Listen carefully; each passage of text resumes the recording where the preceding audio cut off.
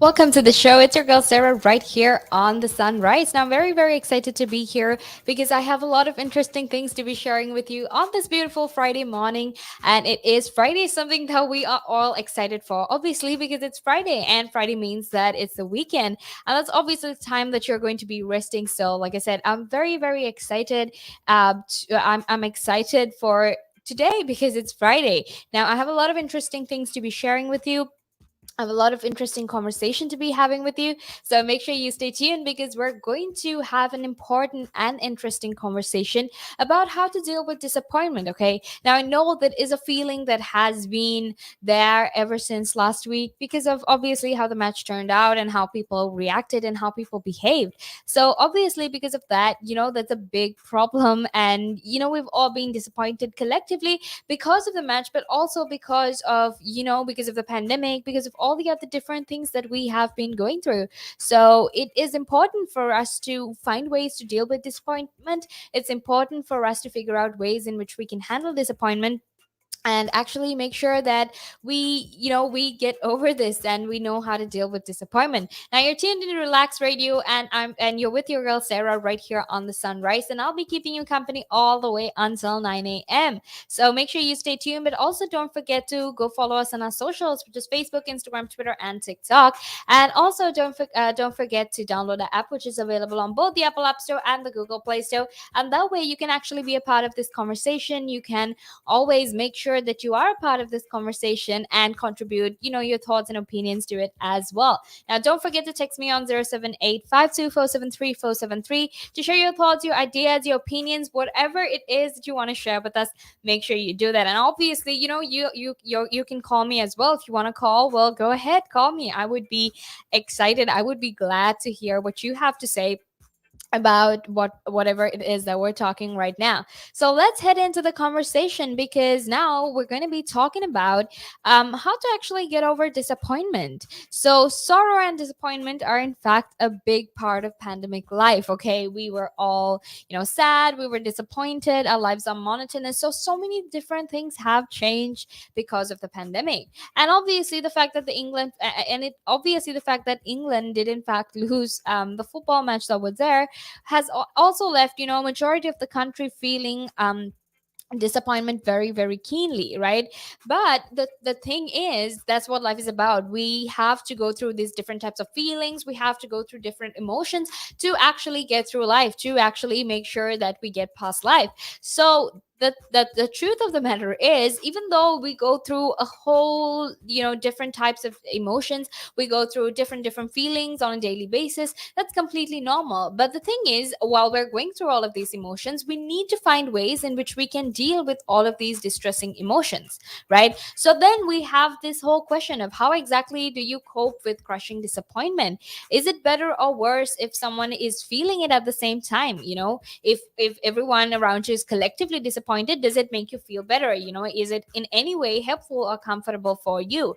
And should you actually allow yourself these flights of fancy where basically your mind disappears into a different outcome or even a different dimension, even if you have to come crashing back into reality? So these are some questions that we ask ourselves. These are some questions that I also ask myself when I am going through disappointment, when I am dealing with disappointment, because obviously, disappointment is a basic human emotion, right? We all go through disappointment, we've all been there, and we know that sometimes life can get stressful, life can be disappointing, but what's important is that we don't give up and that we keep going, right? So these questions, by the way, are actually about the emotion of disappointment, and it's not just about the football match that happened a few days back. Now, Tiruchelvam, who's actually a coach and a lecturer in performance psychology, says that, and he says this in a very clear sense as well, that a few of us are feeling like this at the moment because of everything that's happening around us, right?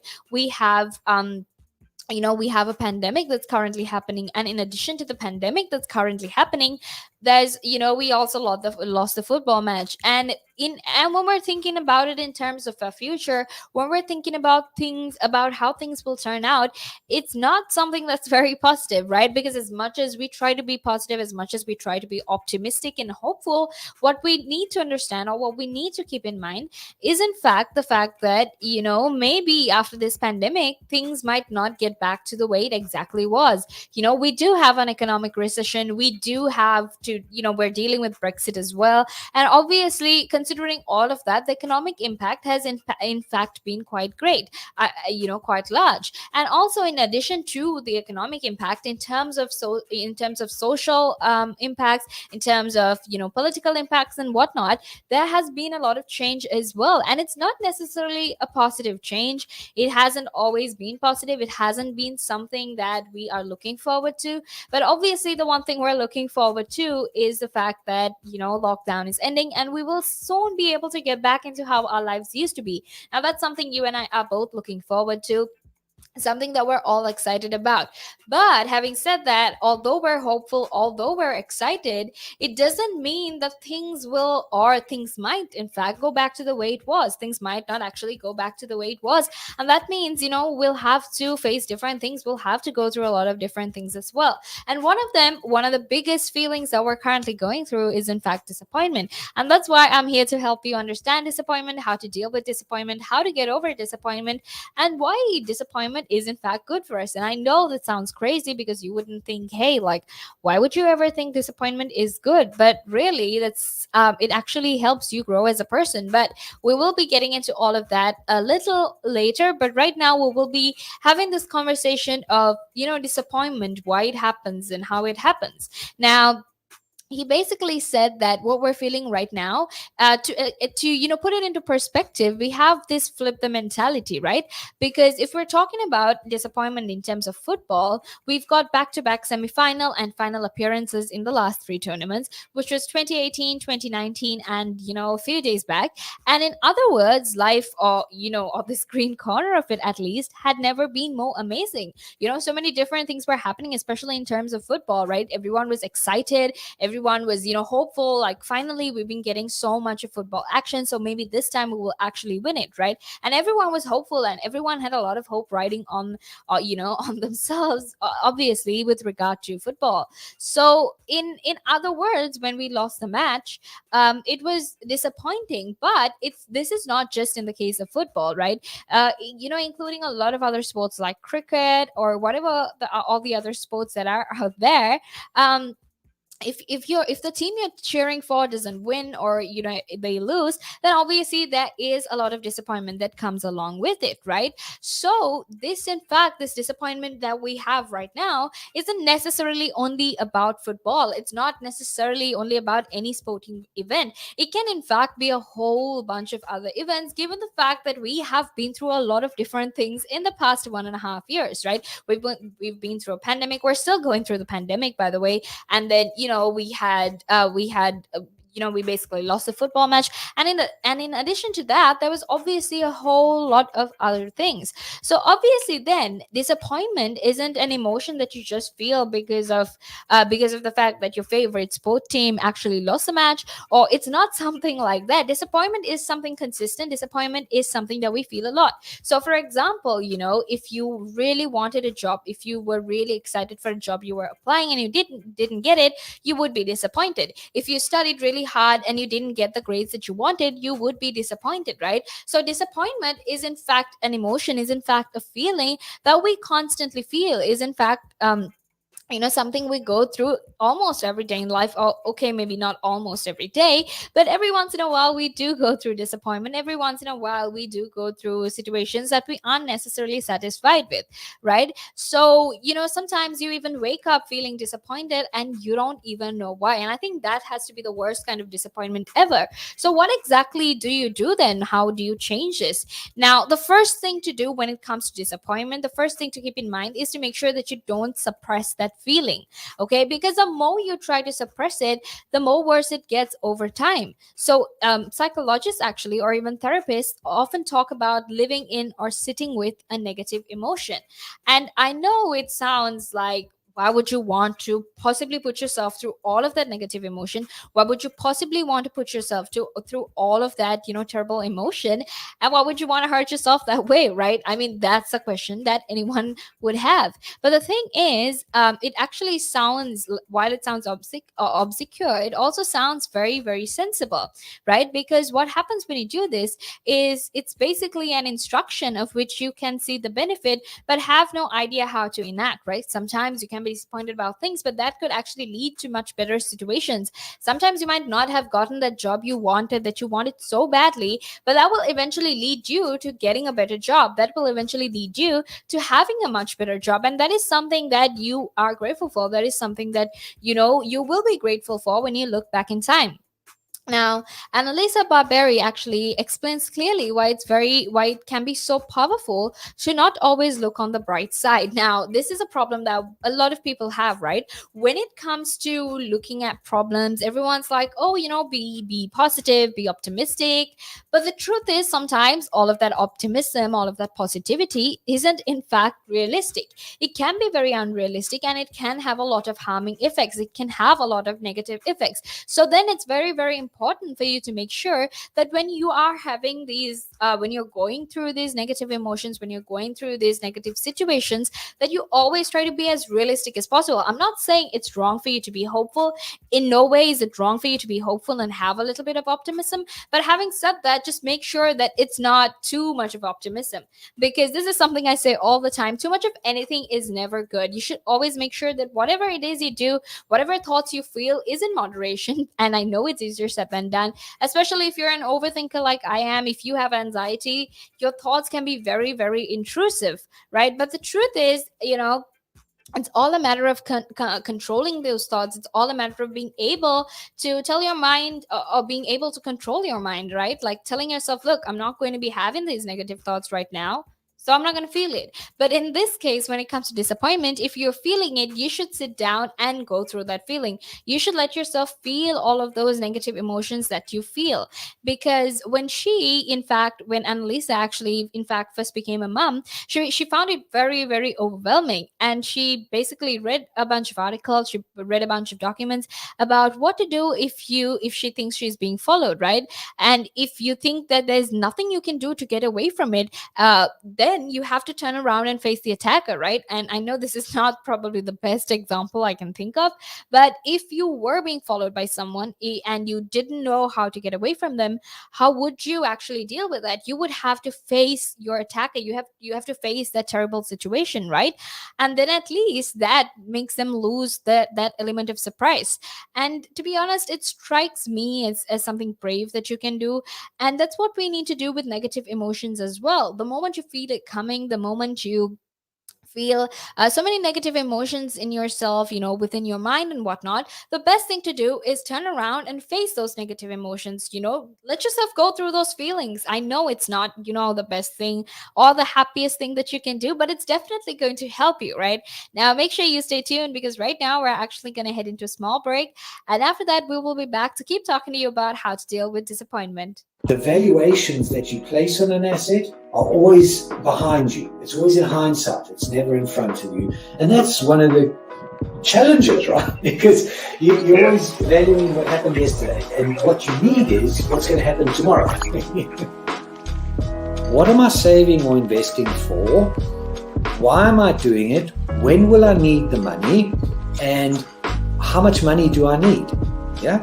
So that's quite important, because when you're looking at your net worth, you've got to start with saying, well, what do I want my net worth to be, so that there's a goal, and then work backwards. How do I get there? And if I can start with £50 or $50 a week, if I save that every week, and you can go online and use calculators online. I don't have to teach you the maths behind it, but you can say, okay, and if I get a 3% return and I put this away for how long will it take to reach my goal? And that's called just this basic cash flow projection calculations. And it's what we use in financial planning all the time. What we say to clients is we say, okay, what is your goal? What is your objective? Where do you want to go to? And we discussed that in a lot of detail and over most of the meeting. And then the rest of it is saying, okay, in your exact circumstances, with your risk profile, with how you feel about investments and pensions and taxes and where you are and who you work with, and your education level or your lack of education or how involved you want to be. There's a lot of variables that we take into account, and then we say, okay, here's a plan. You start like this, that's great. And then we review it all the time. And we say, okay, we need to increase it, we're on track, we're not, this is what is happening. Because remember, when you're dealing with assets, the valuations that you place on an asset are always behind you. It's always in hindsight. It's never in front of you. And that's one of the challenges, right? Because you're always valuing what happened yesterday, and what you need is what's going to happen tomorrow. So that's a struggle. Yeah. So there are strategies everywhere from £50 a week up to £100 million, and they're different. Right? They range differently from everyone, but and from country to country, to be fair. Different countries have different tax laws, so different vehicles. But from your point of view, at the sort of normal end, I'm not going to call it the low end because I'm in that boat as well. It's as tax efficient as you can get it. That's where you start. You use all the tax efficiencies, and then you step up into different things.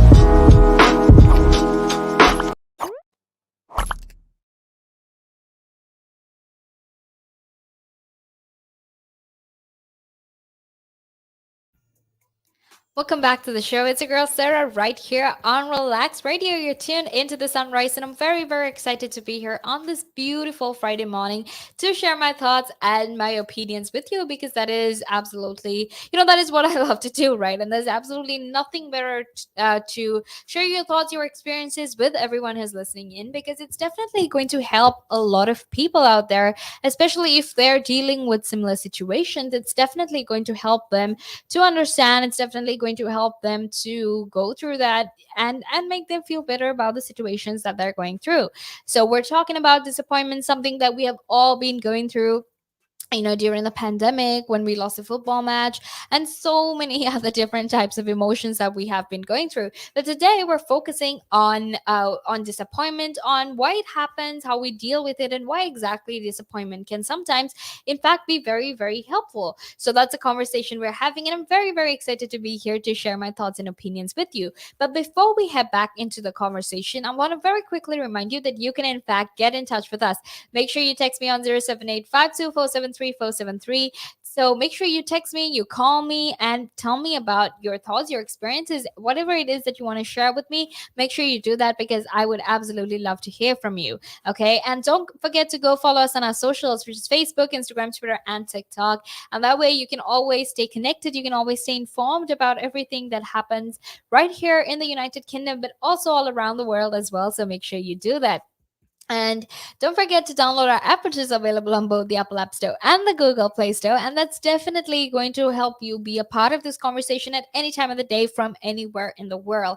And I honestly don't think it can get any better than that. So make sure you do that. Now, to head back into the conversation, to share my thoughts and ideas with you about this conversation, we will be heading back into talking about disappointment. Why exactly we go through disappointment, why we face disappointment, and why it's important to not let it get to us so much. Okay. So, like I said, the first thing to do if you're going through a negative emotion, regardless of whether it's disappointment or any other negative emotion, make sure you do not suppress that feeling. Make sure you go through the feelings that you have to go through. Make sure you feel the things that you need to feel, but don't let it consume you. Okay. Now, when I was on Pinterest recently, I actually saw this quote that said, "Feel what you need to feel, but don't let your emotions consume you." And I think that's very important because sometimes we tend to let our emotions consume us. We tend to let our emotions get in the way of what we do, get in the way of what we are capable of. And that's why it's always important for you to feel whatever it is that you need to feel, but don't ever let those feelings, don't ever let those emotions consume you. Okay, so make sure to face your fears. So, having said that, when you're facing your emotions, when you're going through all of these negative feelings that you have to go through, that you're feeling, it can be very uncomfortable for 24 hours because, let's face it, it's uncomfortable for anyone to go through any of those negative feelings that you go through. I mean, they're negative feelings for a reason, right? So it can be very, very uncomfortable during the first 20, the first, the first 24 hours. But if you suppress the feelings, that will actually take much, much longer. So the sooner or the quicker you deal with it, the better it is going to be for you, the easier it's going to be for you. And that way it will actually help you to, make sure you're ahead of the game, make sure you deal with all of those negative emotions that you have to feel. Okay. Now, psychology with an accent on performance, which is basically sports psychology, mainly, it tends to take a different tack. It basically takes a different tack, and it emphasizes the need to banish negative thoughts and critical self talk. Okay. And the reason is because, if you constantly have negative thoughts and critical self-talk, when you finally do have to perform for the game, you are not going to perform with your full potential, because obviously you will be thinking about all those negative feelings, all those negative thoughts you have towards yourself. And as a reason, you wouldn't actually feel all of those. You wouldn't feel yourself being in the game. You wouldn't really focus on whatever it is that you need to focus. So it's going to be it's going to be a bit of a hassle, and you're not necessarily going to focus on the game. However, having said that, for Tiruchelvam, that actually still, even when we're talking about disappointment, and even when we're talking about critical self-talk, the fact that we don't emphasize on these negative thoughts before a sporting event, it still begins with, honest self-reflection. Okay. Because if you don't have honest self-reflection, you will actually give power to your weaknesses. You have to accept the fact that there might be some weaknesses. And you know what? That's completely normal. As human beings, we're allowed to have weaknesses. As human beings, we're allowed to do things, we're allowed to do things and fail at it, because that's how we learn. That's how we get through life. After all, just because you fail at something, that doesn't mean that it's the end of your life, right? It just means you took a lesson from that, and you're growing with that lesson. You're keeping that in mind to make sure that when you do this again, or when you try something else, that you don't make that same mistake. Okay. Because in my perspective, in my opinion, when I look at life, I don't look at life in a way that I don't look at life in a perspective of winning or losing, because in life, you actually never ever lose. You either win or you learn. And I think that's the best way to live life, because you actually can't lose at life. Because even if you lose, even if you think you've lost, you've actually not, because you've learned something, you've gained something. So you haven't really lost. You've just gotten a lesson for you to carry forward, for you to implement, or for you to consider in your life when you're thinking of new different things, when you're considering new things, right? So it's important for you to always have an honest self-reflection. Tell yourself, look, there are weaknesses, I did this wrong. It's okay, because I figured out that I did it wrong. I figured out that this is my weakness. So now I'm going to work towards eliminating my weakness. And now I'm going to work towards making sure I don't commit that same mistake again. Okay. And once you have sat with your negative feelings for what you have decided is long enough, I mean, again, for different people, it could be different time periods, right? For example, if I'm going through something negative, I want to get over it as soon as possible. I hate having to go through negative emotions, negative situations. I absolutely hate that. But I want it to be done as soon as possible. But the truth of the matter is, even though you want it to be done as soon as possible, even though you want to get rid of those negative emotions as soon as possible, you can't always do it. You can't always get rid of it like that. It doesn't work like that. You take different times to heal. You take different times to actually accept those emotions, accept those feelings, and then that's how you actually get over it. So whatever time you take, that depends on who you are as a person, that depends on how you process your thoughts and your feelings and emotions. Okay, so once you've sat with your negative feelings for what you have decided is long enough, there are small acts of mental health hygiene that will in fact foster a much more positive outlook, and that will also helpfully it will helpfully collate by small, or rather, it will helpfully collate you as well, right? Because when it comes to Mind Up, there is actually this online platform of mental health practitioners called Mind Up, where they will actually help you to, process these negative thoughts. They will help you to process your negative emotions, and that will also, help you to sit through it and, go through those negative feelings. So the first thing to do is actually to start the day reading something inspiring or meaningful, and it doesn't even have to be something cheerful. It just needs to be something inspiring and meaningful. Now, I know a lot of us make fun, or a lot of us, there's a lot of memes out there about all the aunties in the group chats, or all these adults in the group chat that send you like positive good morning quotes and positive, quotes and whatnot. And we find it annoying because like our lives have so much of negativity, our lives have so much of different things, that when someone tries to be positive and when someone tries to be nice, we're like, you know what, I don't want it because my life is a mess anyway, right? But the thing is, when you read positive quotes, when you read inspiration and meaningful quotes, it actually helps you to go about having a good day, because you are going to think, okay, look, this is my purpose in life, this is my inspiration for today, so I'm going to draw from that inspiration, and I'm going to make sure that the day I spend today is in fact productive, is in fact inspirational as well. Okay, so make sure you start the day reading something that is inspiring or meaningful, and it can be a code, it can be a song, it can even be a prose. I don't know, ultimately it's up to you, right? It doesn't even have to be something cheerful, because you need to escape the trammels of doom scrolling or doom listening to the radio as well, right? But it's better to choose it the night before, because otherwise your day will start with your being unable to find inspiration, and that will in fact make matters worse, right? So to make everything good for yourself, to make everything convenient for yourself, the best thing you can do is actually to find that inspirational quote that you want to read tomorrow the night before. So you find it the previous night, then okay, look, this is the quote I'm going to be using tomorrow. This is what I'm going to draw inspiration from. And that way you can actually make sure that you use that to make your day better. You use that to make your whole day better, to make sure you get over those negative feelings. And even if you do get those negative feelings, you go through it because you can grow through it, right? You go through things to grow through things. And that's some of the best advice that I've seen and that I've applied to my life as well, that has really really helped me. Because as much as you and I don't want to deal with negative emotions, it definitely helps if we do deal with them. Now, like I said, one of the best ways to go about, one of the best things to do is, in fact, to find a positive statement and to stick it where you'll repeatedly see it. Now, these are things like positive affirmations, right? I use this a lot, and I have to tell you, it has really, really helped me, because I remember sometime back when I was sitting for my exams and I had no confidence in myself. Like, I'm smart, but I didn't feel smart. I felt like no matter how much I studied, it wasn't enough, and no matter how much of my time and effort I put into it, that I would still fail. And I did feel like that. And the way I got over it, or the way I told myself, look, you're good enough if you study well, if you keep studying the way that you're studying right now, it's definitely going to help you. So I told myself that, and I applied that to my life, right? And how I did that was I would paste all of these positive affirmations that I found on my mirror, because you do go and look in your mirror when you wake up in the morning, when you're passing the room, you do, or whenever you see a mirror, you do look into it, right? That's just how we function. And the truth of the matter is, it actually really really helped me, because when the more I started seeing these positive affirmations, the more I started reading these positive affirmations, it actually appealed to this part of my brain that thought I wasn't good enough, that thought I wasn't worthy enough.